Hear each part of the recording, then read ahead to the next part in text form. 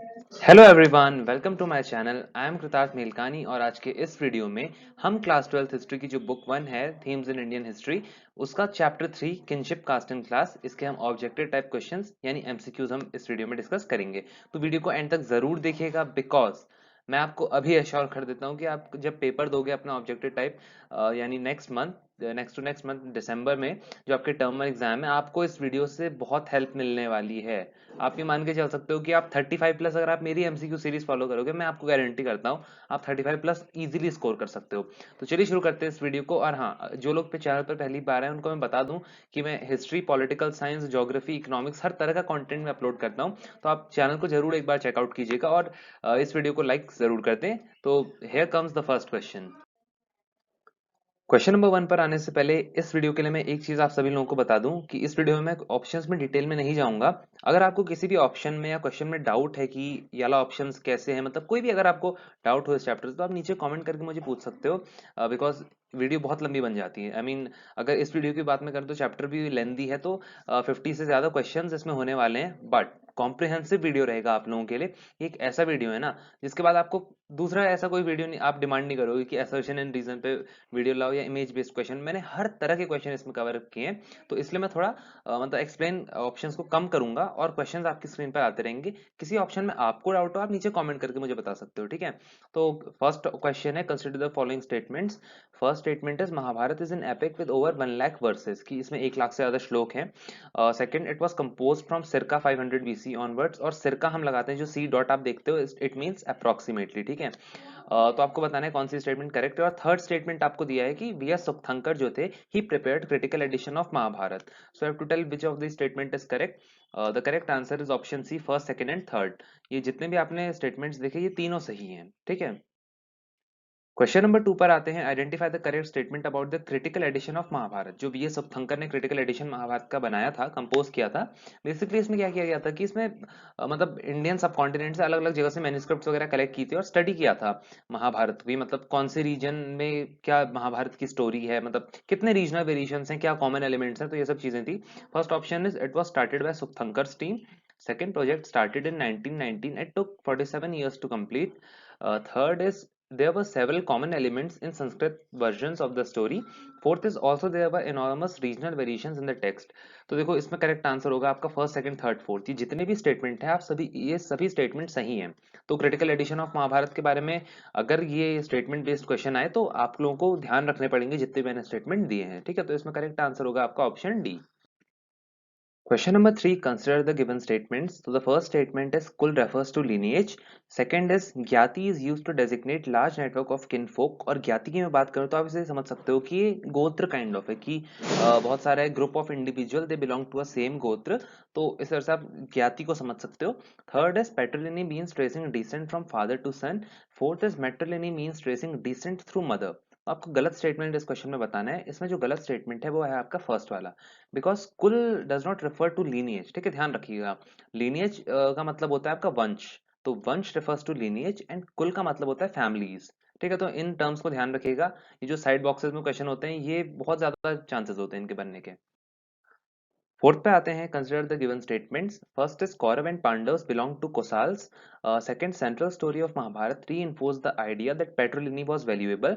Third is under Petrolini, sons could claim resources of their mothers when the latter died. मतलब latter means mothers, ठीक है। Fourth is daughters had no claim to the resources of the household. तो आपको बताना है कौन सा statement correct है, ठीक है। तो करेक्ट स्टेटमेंट है आपका option C, fourth and second only. और वो इसलिए फोर्थ एंड सेकंड है बिकॉज जो पेट्रिलिनी था, देखो सिंपल सी बात, मेट्रिलिनी और पेट्रिलिनी को अगर मैं आपको बताऊं तो मेट्रिलिनी मतलब जैसे जैसे कोई भी डिसेंट है, मतलब जो आपका डिसेंट है कि आप किसके वंशज हो, तो उसको ट्रेस करना पेट्रिलिनी में आप फादर से ट्रेस करते हो। और जो मेट्रिलिनी में होता है वो आप मदर से ट्रेस करते हो, कि लाइक आप किसके वंशज हो, तो आप अपनी मदर का सबसे पहले होते हो, तो उसमें मेट्रिलिनी में होता है। और अगर आप फादर से डेसेंट ट्रेस कर रहे हो अपना, कि हम मतलब माई ग्रैंड सन, इस तरह से, तो वो आपका पेट्रिलिनी होता है, ठीक है। तो इसमें लिखा है कि पेट्रिलिनी में सन्स को claim resources of their mothers, तो ये गलत है। पेट्रिलिनी में फादर्स के रिसोर्सेज को क्लेम करते थे। और इसमें जो दूसरा इनकरेक्ट स्टेटमेंट है वो है फर्स्ट वाला, बिकॉज कौरव और पांडव जो थे वो कुरु क्लैन को बिलोंग करते थे, ठीक है। Question number 5, dash is the gift of a daughter in a marriage. So this is very simple. This refers to कन्यादान. आप सभी ने सुना होगा, मतलब नॉर्मल हिंदू मैरिजेस में इट इज कॉल्ड कन्यादान. Question number 6 कह रहा है consider these statements. First is polygyny is the practice of women having several husbands. Second, exogamy means marriage within a unit. Third, endogamy means marriage outside the unit. And fourth says polyandry is the practice of man having several wives. Identify the incorrect statement. So देखो option third only, fourth and first only B कह रहा है, C कह रहा है second only, D first second third fourth. सबसे पहले समझ लेते हैं इसमें पूछा क्या था. तो इसमें पूछा था कि इनकरेक्ट स्टेटमेंट आपका कौन सा है. तो देखो इसमें इनकरेक्ट स्टेटमेंट जो है वो है आपके D first second third fourth, मतलब जितने भी आपको दिए हैं ये सभी आपके इनकरेक्ट स्टेटमेंट हैं. वो इसलिए क्योंकि ध्यान रखिएगा जो पॉलीजिनी होता है, पॉलीजिनी का मतलब होता है एक मैन हैविंग सेवरल वाइफ्स. ठीक है, इसमें दिया था विमेन हैविंग सेवरल हस्बैंड्स. और पॉलीएंड्री को आप इस तरह से ध्यान में रख सकते हो कि D for Draupadi. So you know Draupadi had several husbands, five husbands, five Pandavs. So polyandry का डी मींस द्रौपदी. तो polyandry is the practice of women having several husbands. और अब हम बात करते हैं, जैसा आप स्क्रीन पर देख सकते हो, एंडोगेमी. देखो गिवन क्या है, endogamy means marriage outside the unit. But endogamy का होता क्या है, मतलब endogamy means marriage with in a unit, I mean with in a same गोत्र काइंड ऑफ थिंग्स. और नेक्स्ट है आपका exogamy. Exogamy means marriage outside the unit. ठीक है. और नेक्स्ट है आपका पॉलीजिनी, जो कि है मैंने बताया practice of man having several wives. And polyandry means practice of women having several husbands. Question number 7 again assertion and reason based question है आप लोगों का. तो इसमें घबराना नहीं है, मैंने आप लोगों को बताया है कि इसे आप सॉल्व कैसे कर सकते हो. देखो स्टेटमेंट असर्शन का सिंपल मतलब होता है एक स्टेटमेंट आपको दी होगी, फिर रीजन. आई होप आप मेरे प्रीवियस वीडियो फॉलो कर रहे हो, बिकॉज उसमें मैंने बहुत डिटेल से चीजें बताई हैं. तो सबसे पहले आप ये देख लो क्या असर्शन और रीजन जो दिया है वो दोनों सही है. अगर सही है तो क्या जो रीजन दिया है वो असर्शन का करेक्ट एक्सप्लेनेशन है, या आप लोगों को देखना है. बस यही इन क्वेश्चंस में होता है. ठीक है, तो इसका इसमें है असर्शन है कि circa 500 BCE से norms were compiled in Sanskrit text known as Dharmasutra and Dharmashastra. Reason दिया है कि Brahmans laid the codes of social behaviour from societies in general. तो इसका करेक्ट आंसर है आपका option A and R both are true, और आर ए का करेक्ट एक्सप्लेनेशन है. ठीक है, तो ध्यान रखिएगा 7 का ए होगा. और धर्म सूत्र और धर्मशास्त्र की बात करूं तो इन्होंने 8 फॉर्म्स ऑफ मैरिज, जस्ट एक जनरल इन्फॉर्मेशन आप लोगों को बता दूं कि इसमें 8 फॉर्म्स ऑफ मैरिज के बारे में बात की गई थी. जिसमें जो पहली जो 4 थी उन्हें बहुत अच्छा बताया गया था कि these are very good kind of marriages. और जो बाकी की 4 मैरिजेस थी देवर कंडेम्ड, उनकी निंदा की गई थी राजनाथ सिंह की तरह, मतलब हम कड़ी निंदा करते हैं type of. So jokes apart, moving on to next. Question number 8, Manusmriti was compiled between, so your options are A, circa 500 BCE to 500 CE, B, circa 200 BCE to 200 CE, 6th century BC, या D, circa 2600 to 1900 BC. तो देखो D तो वैसे eliminate हो गया because we know ये Harappan civilisation का time है. तो इसका करेक्ट आंसर होगा आपका B, circa 200 BCE से लेकर 200 CE तक. Question number 9 again given statements about गोत्र आर ट्रू एक्सेप्ट. तो 4 ऑप्शंस आपको दिए हैं, एक गलत स्टेटमेंट उसमें गोत्र के बारे में है. तो पहला कि people were classified in terms of their gotra. B, each gotra was named after a Vedic seer यानी वैदिक संत. All those who belong to the same gotra were his descendants. C, women were allowed to keep fathers gotra after marriage, या D, members of same gotra couldn't marry. तो इसमें जो गलत statement है वो आपका ऑप्शन सी. बिकॉज ध्यान रखिएगा womens were not allowed to keep fathers gotra after marriage. और ये माना जाता था कि लाइक अगर वेमेन की शादी हो गई तो they they have to adopt the gotra of their husband and they have to leave their father's gotra kind of this thing. ठीक है, तो इसमें लिखा भी है कि women were expected to give up father's gotra and adopt gotra of their husband. Question number 10, which of the following Upanishad contains list of successive generations of teachers and students designated by metronymics. तो देखो metronymics का मतलब ये होता है कि मतलब आप अपना जो ancestor है वो ट्रेस कर रहे हो अपनी मदर साइड से. मतलब अपना जो एंसेस्टर है, या फिर आप आसान शब्दों में कहूँ तो सरनेम जो है वो मदर साइड का नाम रखना. लाइक बहुत आज के दिन भी ऐसा बहुत कम होता है और उस टाइम भी ऐसा बहुत कम था. बट उपनिषद में हमें एक है जिसमें हमें मिलता है कि जो टीचर स्टूडेंट्स की लिस्ट है उसमें आपका मेट्रोनिमिक्स फॉलो किया गया है. कि लाइक अगर कोई स्टूडेंट है, कोई टीचर है, तो उनका जो सरनेम है वो उनकी मदर साइड से रखा गया है. ठीक है, तो सिंपल सा ये मतलब है. आपके ऑप्शन है A, Aitareya Upanishad, B, Chandogya Upanishad, C, Kena Upanishad, या डी, बृहदारण्यका उपनिषद. तो उसका करेक्ट आंसर आपका option D, Brihadaranyaka Upanishad. Question number 11, inscriptions of which of this dynasty evidence of feminine form of Vedic सीज। तो किस डायनेस्टी में आपको जो वैदिक सीर हैं, चाहे वो आपके गौतम हो या फिर आपके वशिष्ठ हो, उनका फेमिनाइन फॉर्म भी मिलता है। तो आपको बताना है ऑप्शन है ए वक्टक्स, बी सतवाहंस, सी कुशांस या डी कुरु। तो इसका करेक्ट आंसर है आपका ऑप्शन बी सतवाहंस। ठीक है, वक्तकास नहीं होगा, ध्यान रखिएगा। वक्तकास की प्रभावती गुप्ता जरूर थी, बट इसका ऑप्शन आपका होगा 11th का B सतवाहंस। Question number 12. Identify the incorrect statement. First, some Satvahan rulers were polygynous. B. Women married to Satvahan rulers retained their father's gotra. C. Satvahans exemplified endogamy and women married to were often of same gotra. या D. Satvahan rulers were identified through patronymics and succession to the throne was matrilineal. तो उसमें incorrect statement है आपका option D, और वो इसलिए है because Satavahana rulers को मेट्रोनिमिक से आइडेंटिफाई किया जाता था। लाइक गौतमी पुत्र श्री सतकर्णी का नाम आपने सुना होगा, तो उनका नाम गौतमी पुत्र श्री सतकर्णी, तो आफ्टर हिज मदर्स नेम। ठीक है, तो आप देख सकते हो मेट्रोनिमिक से उनके नाम डिराइव हो रहे हैं। पर जो थ्रोन के लिए सक्सेशन था, लाइक राजगद्दी में अगला वारिस कौन होगा, तो इट वाज पेट्रिलिनियल, कि लाइक अब बेटा ही होगा, बेटा he will be the next king, बेटी नहीं। तो इसलिए पेट्रिलिनियल था थ्रोन का सक्सेशन, बट उनके जो नेम थे they were identified from their mother. Question number 13, again assertion and reason based question है। तो स्टेटमेंट आपको दी है कि ideal order was laid down in Dharma Sutra and Dharma Shastras. Reason दिया है कि Brahmans claim that this order was divinely ordained in which they were ranked first while Shudra at bottom.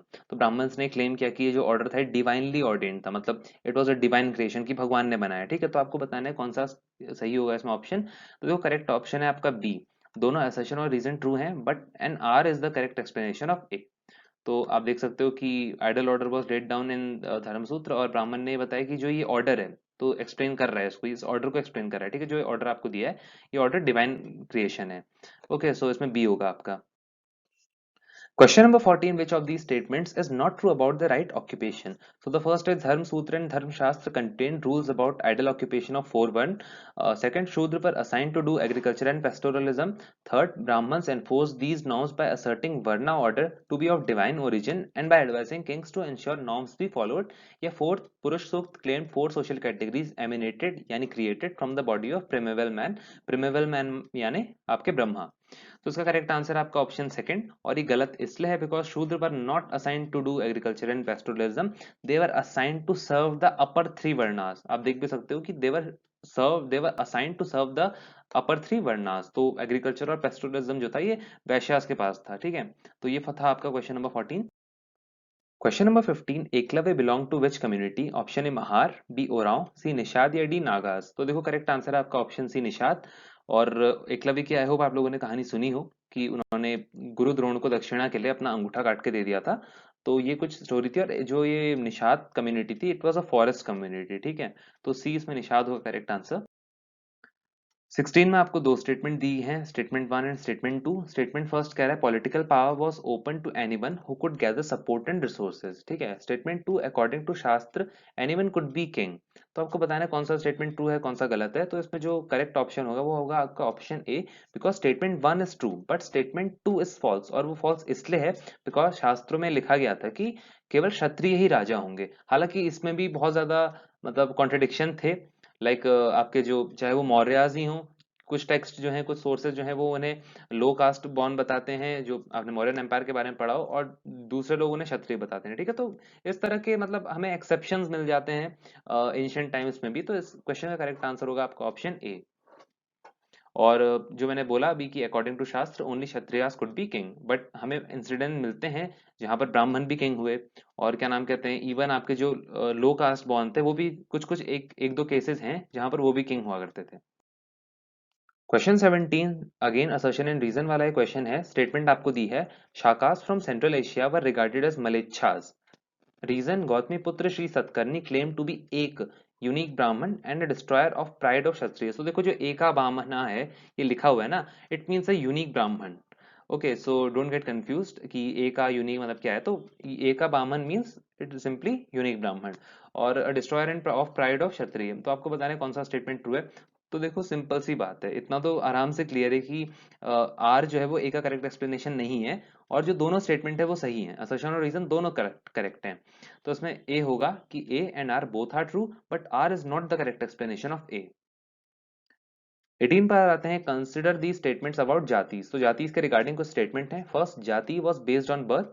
Second, the number of jatis were fixed. Third, Brahmanical authorities classified new groups and occupational categories as jati. Fourth, jatis which shared a common occupation were sometimes organized as council. So you have to tell कि कौन सा statement correct है। तो correct statement है आपका option C, first and third only. First and third only correct इसलिए है because the number of jatis was not fixed. There was no restriction on number of jatis. जाति कितनी भी हो सकती है, लाइक वर्ण आपने देखा कि 4 वर्ण होते थे, बट जातीज में ऐसा कुछ नहीं था कि 4 होंगे 5 होंगे। They can infinite number of jatis there can be. और नेक्स्ट हम बात करें तो jatis which shared a common occupation but sometimes called आपका गिल्ड। और श्रेणीज जो आपने पढ़ा, लाइक आपके पॉट मेकर्स का एक जाति है, ठीक है, जो मतलब घड़े वगैरह बनाते हैं, तो उनका कॉमन ऑक्यूपेशन है कि घड़े बनाते हैं या ये सब चीजें करते हैं, तो उन वो गिल्ड के तौर पर ऑर्गेनाइज हो जाते थे, श्रेणीज, या आप कह सकते हो ऑर्गेनाइजेशन ऑफ मर्चेंट्स।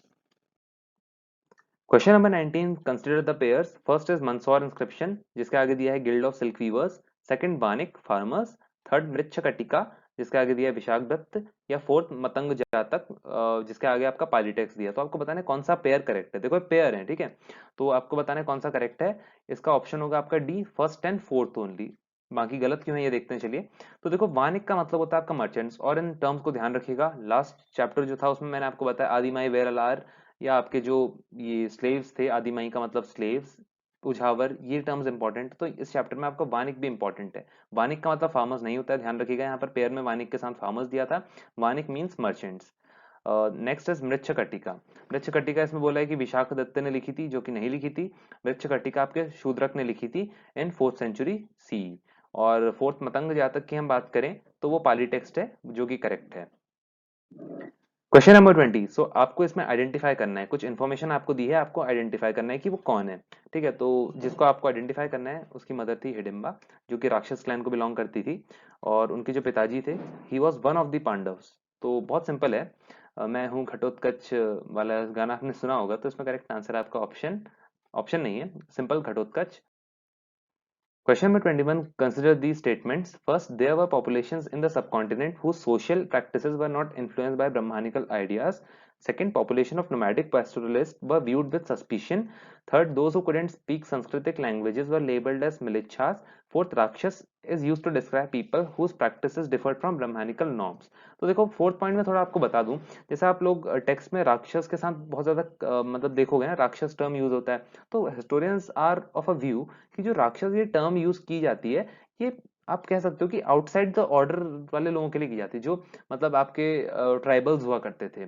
बहुत सारे हिस्टोरियंस ने लिखा है कि जो राक्षस जो टर्म यूज की गई थी, it was use for tribals, जो कि मेन स्ट्रीम में नहीं थे, मेन सोसाइटी का हिस्सा नहीं थे। तो उनके लिए राक्षस यूज की जाती थी outside the system, which means. तो इसमें आपको करेक्ट स्टेटमेंट बताना है। तो देखो करेक्ट स्टेटमेंट है आपका option D, first second third fourth, जितने भी स्टेटमेंट आपने देखे सभी करेक्ट हैं।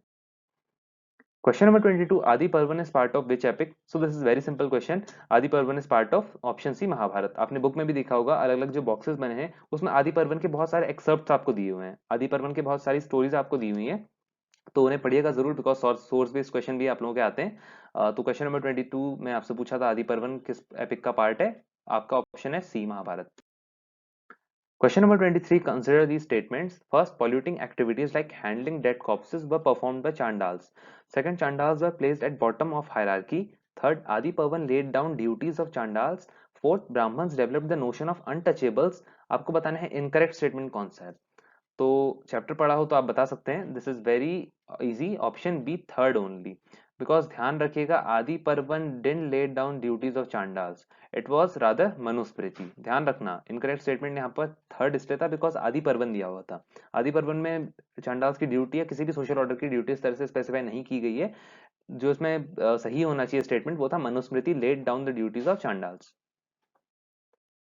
Question number 24, match the following. तो कॉलम 1 कॉलम 2 को मैच करना है। तो देखो सबसे पहले जुआनजांग देखते हैं। इसको आप ह्यून सांग पढ़ते हो वैसे। तो जो ह्यून सांग थे आपके 7th सेंचुरी सीई में आए थे, 7th century AD, CE means AD, ठीक है, ध्यान रखना। जैसे अभी 2021 चल रहा है, तो ये 7th सेंचुरी में आए थे। तो अभी तो 21st सेंचुरी चल रही है ना अपनी, 21वीं शताब्दी चल रही है, 7th सेंचुरी एडी में आए थे। और फाहियान की हम बात करें तो फाहियान की अगर आप बात करें तो he was a 5th century traveller. Majjhima Nikaya, तो देखो ये एक बुद्धिस्ट टेक्स्ट है, ठीक है, थर्ड का बी होगा। और Purananuru, it is a Tamil Sangam text. तो इसमें आप कोड्स देख सकते हो, फर्स्ट का डी, सेकंड का सी, और आपका थर्ड का बी और फोर्थ का ए। Question number 25. Untouchables had to sound a clapper in the streets. Which foreign traveler to India wrote the above statement? तो आपको बताना है वो कौन से फॉरेन ट्रैवलर थे जिन्होंने ये चीज लिखी कि अनटचेबल्स को क्लैपर साउंड करना पड़ता था स्ट्रीट्स में आने से पहले, ताकि लोग मतलब जो अपर कास्ट के लोग थे वो उन्हें देख ना पाए, क्योंकि देखना ही पॉल्यूटिंग माना जाता था। तो इसमें जो आपका करेक्ट आंसर होगा आपका फायान, फा स्यान, इसे FAXIAN भी लिखते हैं, तो ध्यान रखिएगा। और देखिए एक और चीज है कि जो जुआन जांग थे, जिसे ह्यूएन सांग हम कहते हैं, उन्होंने ये नोट किया, ये दोनों ट्रैवलर्स थे, इन्होंने अनटचेबल्स के बारे में कुछ चीजें नोट करी अपने टेक्स्ट में। जो फायान थे उन्होंने तो आपने देखा कि they had to sound clapper in the streets, ये बात कही। और जो ह्यूएन सांग थे जो 7th सेंचुरी में आए थे, उन्होंने कहा कि जो एग्जीक्यूशनर्स थे यानी Chandalas, they were forced to live outside the city, कि उन्हें मेन स्ट्रीम जो लोग थे उनके साथ रहने भी नहीं दिया जाता था, उन्हें सिटी से बाहर रहना पड़ता था। तो 25 ये था आपका। 26 पे आते हैं, again identify the person, polyandrous. तो ये जिसकी भी बात की जा रही है पॉलीएंड्रस थी। पॉलीएंड्रस मैंने अगेन आपको बताया, वो ट्रिक याद कर लेना। पॉलीएंड्रस का मतलब practice of women having several husbands. Okay, next is take by her own husband in a dice game. तो इन्हें खुद के ही एक इनके जो पति थे उन्होंने डाइस गेम में दाव पे लगा दिया। Third is daughter in law of कुरु क्लैन। तो it's very simple, second option से बहुत इजी हो जाता है, द्रौपदी। और पॉलीएंड्रस विमेन ये थी because she had several husbands, I mean 5 Pandavas. Question number 27. Consider the following statements about the Manusmriti and choose the correct alternative. So the first statement is the paternal estate was to be divided equally among sons with a special share for the eldest. Second, women could also claim a share in paternal estate. Third, women were allowed to retain gifts received on marriage as Stridhan. Fourth, Manusmriti allowed women to hold family property even without husband's permission. तो इसमें गलत statement आपके हैं, वो हैं आपका second और fourth. जो करेक्ट स्टेटमेंट है वो है आपके, जो क्वेश्चन में आपको करेक्ट स्टेटमेंट पूछा था, ध्यान रखिएगा, correct choose the correct alternative आपको बोला था, तो उसमें बी ऑप्शन सही होगा। First and third statement correct है, ठीक है। सेकंड गलत इसलिए है बिकॉज विमेन अपने पैटर्नल स्टेट में अपने फादर की प्रॉपर्टी में कोई भी हिस्सा क्लेम नहीं कर सकती थी।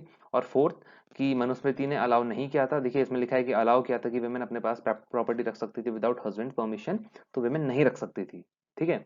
तो इसमें ऑप्शन बी सही होगा। क्वेश्चन नंबर 28 पर आते हैं। Two statements are given, assertion and reason. तो असर्शन स्टेटमेंट दी है कि social differences between men and women sharpened because differences in access to resources. Reason, upper class women had access to resources but land, cattle and money was controlled by men. So you have to tell कौन सा correct है इसमें। तो correct है आपका option B, both assertion and reason are true and reason is the correct explanation of assertion. Question number 29 पर आते हैं, असर्शन एंड रीजन ये क्वेश्चन है। तो स्टेटमेंट आपको दी है, assertion, other traditions developed as critics of varna order. Reason है, Buddhists did not regard differences in the society as natural और inflexible and they also rejected the status on the basis of birth. तो आपको बताना है कौन सा correct है। तो इसमें बी करेक्ट है कि A and R both are true and R is the correct explanation of A. देखो असर्शन में कह रहा है other tradition developed as critics of varna order. तो जो बुद्धिस्ट थे इन्होंने ये जो they rejected status on the basis of birth, जितना मतलब ब्रह्मानिकल ये आपकी आइडियोलॉजीज थी, इन सबको रिजेक्ट किया कि ऐसा कुछ नहीं होता भाई, सोसाइटी में डिफरेंसेस हैं भी, तो they are I mean not natural और दे आर इनफ्लेक्सिबल नहीं है, they are very flexible. Question number 30, Sutta Pitaka is a religious text of. तो आपको बताना है A Hindus, B Jain, C Buddhist या डी ज्यूज। तो it's very simple, it's option C Buddhist. Question number 31, Tamilakam refers to, option A ancient epic, B Tamil poem, C ancient Tamil country या D renowned saint. So it refers to ancient Tamil country. जो आपके आज present parts of Tamil Nadu, Karnataka, ये केरला हैं, देवर उनको एक ही term के साथ डिनोट किया जाता था, तमिलाकम, एंशिएंट टाइम्स में। Question number 32, poems in Sangam text often aluminate which aspect. तो जो संगम टेक्स्ट में आपने संगम एज के बारे में, आप अगर हिस्ट्री से ग्रेजुएशन आगे करोगे तो आप संगम एज को बहुत डिटेल में पढ़ोगे, ट्वेल्थ में इतना नहीं दिया तो मैं आपको इसमें ज्यादा नहीं ले जाऊंगा। तो पोएम्स जो संगम टेक्स्ट में पोएम्स हैं, वो किस एस्पेक्ट को एल्यूमिनेट करती है, किस एस्पेक्ट को बताती है। ऑप्शन है trade and commerce, B agriculture, C kinship relationships या डी सोशियो इकोनॉमिक रिलेशनशिप। तो the correct answer is option D, socio economic relationships. Question number 33, statement 1 and statement 2 आपको दी है। सबसे पहला कह रहा है कि Sutta Pitaka suggested originally humans and plants did not have a fully developed bodily forms and they live in idealic state. Statement 2, institution of kingship was based on human choice with taxes as a form of payment for king services. तो इसमें आपको बताना है statement 1 true होगा, second false होगा, second true होगा, first false होगा, दोनों गलत होंगे या दोनों सही होंगे। तो उसका करेक्ट आंसर है आपका option C, both are correct. ठीक है। Question number 34, consider the following statements. पहला, the Mahabharata was originally written as a dramatic comma moving story with didactics. Second, the didactic portion of Mahabharata were added later. तो कौन सा statement correct है आप लोगों को बताना है। तो देखो करेक्ट स्टेटमेंट है केवल ओनली सेकंड, और वो इसलिए क्योंकि देखो फर्स्ट स्टेटमेंट अच्छे से पढ़ो, कॉमा के बाद यहाँ सब बच्चे कंफ्यूज हो जाते हैं, उलझ जाते हैं कि ये जो डायडैक्टिक्स लिखा है ना, देखो originally it was written as dramatics, didactic बाद में ऐड किए गए। सेकंड स्टेटमेंट क्लियरली वो कह रहा है। तो आप कई बार ये फर्स्ट को भी करेक्ट कराते हो कि आपने इतना पढ़ा कि वॉज रिटन एज ड्रामेटिक, हाँ बुक में इतना लिखा था तो हम यही करेक्ट होगा। बट देखो आगे भी पढ़ो, मूविंग स्टोरी विद डायडैक्टिक्स, ओरिजिनली डायडैक्टिक्स नहीं थे। हिस्टोरियंस का ऐसा मानना है, डायडैक्टिक्स का मतलब इंस्ट्रक्शन देना, एडवाइस देना, इस तरह के जो आपके श्लोक होते हैं, वर्सेस आप कहो, तो डायडैक्टिक्स का मतलब something meant for purpose of instruction, और ये बाद में ऐड किए गए थे। तो इसका करेक्ट आंसर होगा आपका केवल ऑप्शन बी, ओनली सेकंड।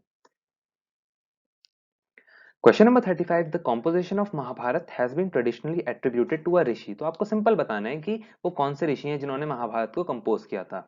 तो सिंपल है यार, ऑप्शन डी ऋषि व्यास। जो व्यास थे, वेद व्यास जिनको हम कहते हैं, तो उन्होंने महाभारत लिखी थी। तो 35 का ऑप्शन डी करेक्ट होगा। 36 पे आते हैं, according to the tradition who scribed the Mahabharata. तो एक ट्रेडिशन है जिसका मानना है कि जो महाभारत है किसी भगवान ने लिखी थी। तो आपको बताना है वो कौन से भगवान थे। तो करेक्ट आंसर है आपका ऑप्शन बी, लॉर्ड गणेश। मतलब उन्होंने अपने दांत से लिखी थी ऐसा कहा जाता है। तो ऑप्शन 36, क्वेश्चन 36 का आंसर है आपका option B, Lord Ganesh. Question number 37, who among the following was the best known ruler of the Satavahana dynasty. तो A Agnashri Satakarni, B Simuka Satakarni, C Gautamiputra Shri Satakarni, या डी वशिष्ठ पुत्र सतकर्णी। तो देखो करेक्ट आंसर है इसका option C, Gautamiputra Shri Satakarni, जो कि सतवाहन डायनेस्टी के बहुत पॉपुलर या बेस्ट नोन रूलर थे। Question number 38, identify the character. तो इसमें दो इन्फॉर्मेशन आपको दी गई है, उसके बेसिस पे आपको इस कैरेक्टर को आइडेंटिफाई करना है। तो वो कौन थे। सबसे पहला, he was the guru of Kaurava and Pandava. तो कौरव और पांडवों के गुरु थे। दूसरा, he did not accept Eklavya as his disciple, कि उन्होंने एकलव्य को अपने शिष्य के तौर पे एक्सेप्ट नहीं किया। तो यार बहुत सिंपल है, बचपन से हम कहानी पढ़ते आ रहे हैं, हमारे टेक्स्ट बुक्स में भी होती है, D Guru Dronacharya. Question number 39, which among the following was a strategy adopted by Brahmins to enforce the Varna order?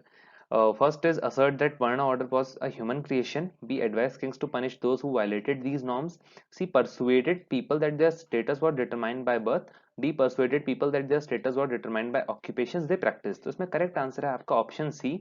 देखो इन्होंने ये असर्ट नहीं किया कि वर्ना ऑर्डर ह्यूमन क्रिएशन का है, उन्होंने ये असर्ट किया कि it is of divine creation. तो ए यहाँ पर इसलिए गलत हुआ। बी की मैं बात करूं, ए गलत हो गया, ठीक है। बी की मैं बात करूं तो इन्होंने किंग्स को एडवाइस नहीं किया कि आप पनिश कीजिए, मतलब पनिश का एडवाइस नहीं किया कि आप मतलब पनिश करो जिसने वॉयलेट किया नॉर्म्स। उन्होंने कहा कि आप एनफोर्स करो इन नॉर्म्स को, कि ये राज्य में बहुत अच्छे से चलें ये नॉर्म्स, मतलब लोग इनका माने, बट पनिश की बात नहीं की थी। तो बी भी गलत होगा। सी पर आते हैं, persuaded people that their status were determined by birth. ये सही है क्योंकि उन्होंने लोगों से कहा कि यार आप अगर कोई ब्राह्मण है तो उससे बोला कि तुम दूसरे काम क्यों कर रहे हो, दूसरे कम्युनिटी दूसरे वर्ण के काम क्यों कर रहे हो, तुम्हारा जो स्टेटस है it is determined by birth. और D, persuaded people that their status were determined by occupations they practice, ऐसा हुआ ही नहीं, बिकॉज उन्होंने एक तरह से बर्थ के बेसिस पर ही डिटरमाइन किया। तो इसमें करेक्ट आंसर है आपका ऑप्शन सी। क्वेश्चन 40 पर आते हैं, the archaeologist who excavated a village named Hastinapur in Meerut. तो उन आर्कियोलॉजिस्ट का नाम आपको बताना है जिन्होंने हस्तिनापुर का एक्सकेवेशन किया। Option A B B Lal, B M R Vats, C R D Banerjee, या डी आर एम व्हीलर। तो इसका करेक्ट आंसर है आपका ऑप्शन ए बीबी लाल। और इसकी हम बात करें तो 1951-52 में किया गया था।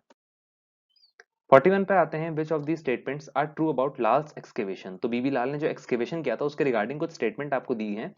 तो फर्स्ट है कि no definite plans of houses were obtained during circa 12 to 7th century BCE. B, discovery of mud plaster with reed marks suggested that some houses had reed walls plastered over with mud circa 12 to 7th century BC। और जो आप ये bracket में देख रहे हो ये time period की बात की जा रही है, क्योंकि उन्होंने दो फेसेस में एक्सकेवेशन किया था। तो उन्होंने बताया कि इस फेस में ऐसा था, दूसरे फेस में ऐसा था। और सी कह रहा है कि houses were made of mud brick as well as burnt brick, ये circa 6 to 3rd century BC की बात है। तो आपको बताना है कौन सा सही स्टेटमेंट है। तो इसमें करेक्ट आंसर है आपका option D, all of the above.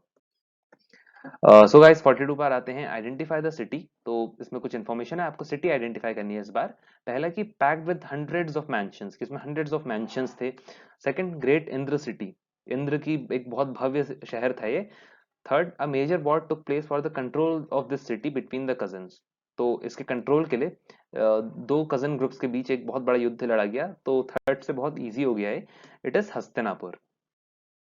Question number 43. Short story titled Kunti और निषादी that reenacts an episode from Mahabharat was written by famous Bengali writer. तो वो कौन फेमस बंगाली राइटर थी जिन्होंने कुंती और निषादी ये स्टोरी लिखी, और ये आपकी बुक से ही है, मतलब ऐसा मत सोचना कि एनसीईआरटी से कहीं बाहर से दे रहा हूँ। तो इसमें ऑप्शन सी महाश्वेता देवी करेक्ट होगा। Question number 44, identify the character. तो इसमें आपको कैरेक्टर को आइडेंटिफाई करना है इन्फॉर्मेशन के बेसिस पे। पहला इन्फॉर्मेशन आपसे कह रहा है कि decided that Draupadi would be their common wife. तो जिन कैरेक्टर को आपको पहचानना है उनका पहला इन्फॉर्मेशन ये है कि इन्होंने ये तय किया था कि द्रौपदी कॉमन वाइफ होंगी। सेकंड, इन्हें इनवाइट किया था दुर्योधन ने डाइस का गेम खेलने के लिए। Third, he stacked his everything even himself. तो उन्होंने सब कुछ दांव पर लगा दिया। तो कौन ये थे? तो ये थे आपके युधिष्ठिर।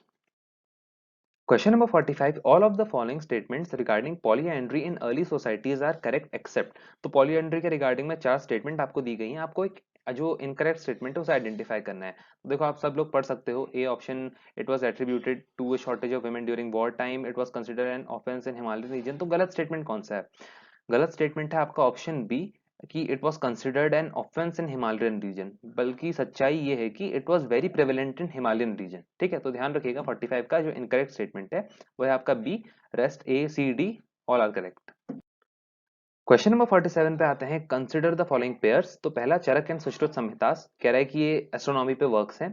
सेकंड, नाट्य शास्त्र, वर्क ऑन ड्रामेटर्जी, सिंपल ड्रामा पे वर्क है। थर्ड, पाणिनि अष्टाध्यायी। तो आपको बताना है कौन सा पेयर करेक्ट है। तो उसका करेक्ट स्टेटमेंट यानी पेयर है आप लोगों का B, second and third only. और फर्स्ट वाला जो गलत है वो इसलिए है because Charak and Sushruta Samhitas they are not work on astronomy, they are work on medicine. और एक और चीज ध्यान रखना कि नाट्य शास्त्र जो है ये भरत ने लिखा था, भरत मुनि ने। और जो अष्टाध्यायी है ये संस्कृत ग्रामर पे एक वर्क है जो 500 बीसी में कंप्लीट हुआ था बाय पाणिनि। तो ये चीजें इंपॉर्टेंट है आप लोगों की, और ये मैंने आपके टाइमलाइन से लिया है। ठीक है, तो टाइमलाइन भी कभी कभी इंपॉर्टेंट होती है, कुछ कुछ ऐसी चीजें होती है टाइमलाइन में जो आपके आ सकती हैं एग्जाम में। Question number 48, all of the following statements regarding Gautamiputra Shri Satakarni are correct except. तो एक जो incorrect statement regarding Gautamiputra Shri Satakarni है वो कौन सा आपको बताना है। Option A, he belong to Satavahana dynasty, जो कि सही है। B, he claim to be a unique Brahman. C, he was known as destroyer of pride of Kshatriyas. D, he allowed intermarriage among member of four varnas. तो देखो correct answer है आपका option D, he allowed intermarriage, यानी correct is incorrect in this case because आपसे पूछा था कि accept वो मतलब इनकरेक्ट स्टेटमेंट आपको बताना था, तो डी इसमें इनकरेक्ट स्टेटमेंट है।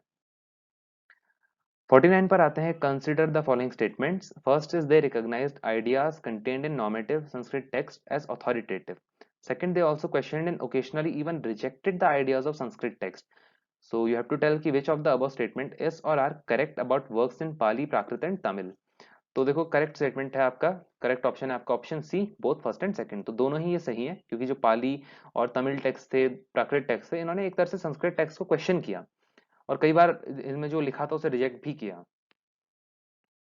Question number 50, the given sculpture depict scene from which epic. तो आपको एक इमेज दी गई है, आपको बताना है इसमें जो सीन है ये कौन सी एपिक का है।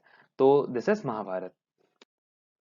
Question number 51, the given stone sculpture is from. तो जो आपको स्टोन स्कल्पचर का फोटो दिया है ये कहाँ से एक्सकेवेट किया गया, कहाँ से मिला है हमें। ऑप्शन है अमरावती, बी अवंती, सी नागार्जुन कोंड या डी गांधार। तो देखो इसका करेक्ट आंसर आपका ऑप्शन डी गांधार। और इसकी मैं बात करूं तो इसमें एक मेंडिकेंट है जो आप ये देख रहे हो भिक्षु, he is asking for arms, मतलब भिक्षा ये मांग रहे हैं, तो इस वाले स्कल्पचर में ये डिपिक्शन है। अब हम आते हैं एक स्पेशल स्लाइड पर जिसमें मैंने आपको कुछ दो इमेजेस के बारे में बताऊंगा। तो देखो सबसे पहली चीज कि इस वाले चैप्टर में इमेज बेस्ड क्वेश्चन बनने के चांसेस बहुत कम है, बट फिर भी मैंने इंक्लूड किए हैं। मतलब ऐसा ना हो कि सीबीएसई इंक्लूड कर ले फिर आप एग्जाम में सोच रहे हो कि अब क्या करें, तो इसलिए ऐसा ना हो इसलिए मैंने हर तरह के क्वेश्चन इस वीडियो में अपलोड करे हैं। तो उसके साथ साथ एक चीज मैं आपको और बता देता हूँ कि अगर ये क्वेश्चन आ जाए ना, इनके चांसेस बहुत कम है but still I am telling you कि this is a coin of a Shaka ruler. तो इस तरह से कोई फिगर आपको देखिए लंबी सी नाक और ये इस तरह से, तो ध्यान रखिएगा शक रूलर का कॉइन है। और ये कुछ इस तरह का स्ट्रक्चर आए तो this is wall excavated at Hastinapur. So guys ये थे हमारे क्वेश्चंस। उम्मीद है आप लोगों को वीडियो पसंद आया होगा। अगर पसंद आया प्लीज डू लाइक इट, और अपने फ्रेंड्स के साथ आप लोग शेयर नहीं करते हैं और मैं देख रहा हूँ आप लोग आजकल देख भी नहीं रहे हो वीडियोस, तो प्लीज देखना शुरू कर दो। बिकॉज अगर आपको लगता है ना कि वीडियोस आपके लिए हेल्पफुल नहीं होंगे, एक बार सिंपल सी एक मैं बात कहूंगा, आप एमसीक्यू सीरीज मेरा 2019-20 वाले सेशन का एक बार जाके देखिए। और इस साल के सैम्पल पेपर से भी आप रियलाइज कर सकते हो, उसे एक बार चेक करना। अगर आपको लगता है ना कि वीडियोस हेल्पफुल नहीं है, आप सिंपल उन वीडियोस को देखना, उनके कंटेंट को देखना और पेपर उठा के देखना, फिर आपको मिलेगा मोर देन 95% आपके क्वेश्चंस उन वीडियोस से हैं। तो इसीलिए मैं कहता हूँ इस सीरीज को बहुत अच्छे से फॉलो करो, अपने फ्रेंड्स के साथ शेयर करो, और कोई भी डाउट आए तो नीचे कमेंट करके बताओ। और this was all for this video. Thank you.